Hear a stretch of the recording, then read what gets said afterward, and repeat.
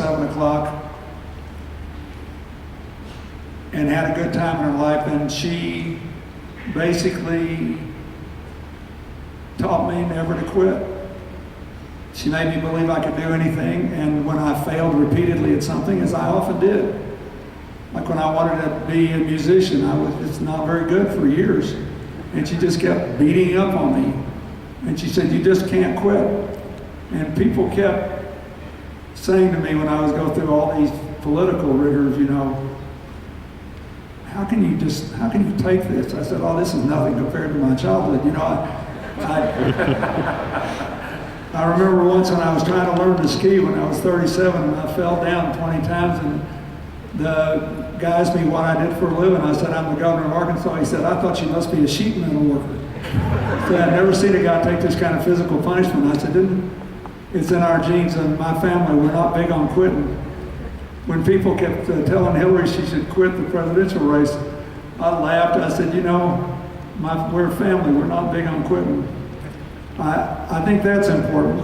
And then Hillary had a huge positive long-term influence on my life. But once she brought me something that she read about criticism, which I think is important. It said that everyone should attempt to take criticism seriously, but not personally. But most people take criticism personally, and therefore they can't take it seriously. And that really has helped me a lot in my life.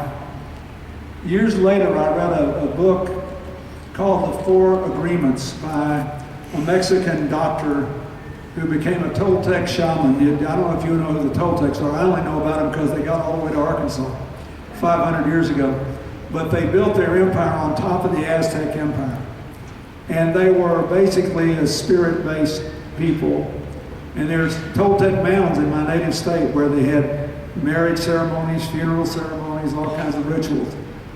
But this guy, Don Miguel Ruiz, his grandfather was a Toltec shaman, and on his deathbed he designated his grandson, and his grandson left a thriving medical practice to do this because of an epiphany he had when he wasn't killed in a car wreck. But anyway, this book says if you make and keep 4 agreements with yourself, you'll probably be a happy person.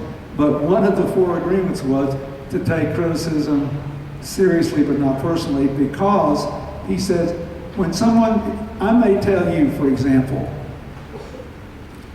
that I don't like Macy's.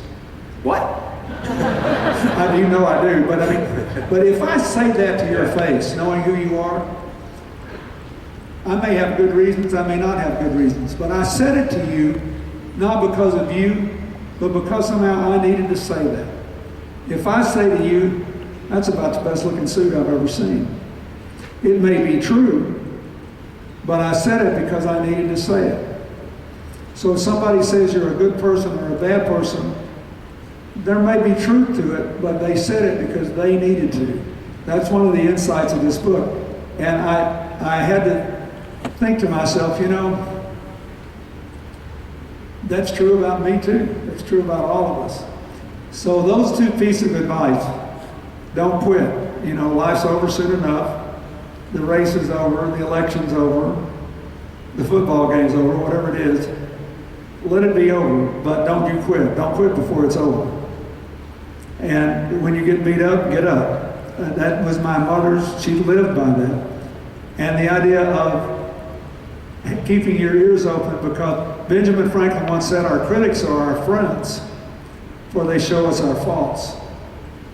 So hearing criticism seriously but not personally, those are the 2 pieces of advice I think that have helped me the most. That's good advice, and President, we could listen to you for another 3 hours, but I know you have to run. Thank you for being here and spending so much time. Thank you all very much. Thank you.